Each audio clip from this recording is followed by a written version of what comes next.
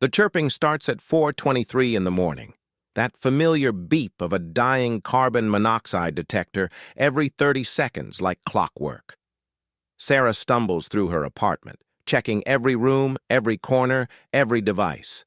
The sound grows louder as she searches, more insistent, more mechanical. She knocks on neighbors' doors, but they hear nothing. Back in her apartment, the beeping continues, precise and relentless. That's when she realizes something impossible. She doesn't own a carbon monoxide detector. The chirping gets louder, and she feels it now. A vibration in her throat with every beep. The sound isn't coming from her walls or her ceiling. It's coming from inside her. She rushes to the bathroom mirror and opens her mouth wide.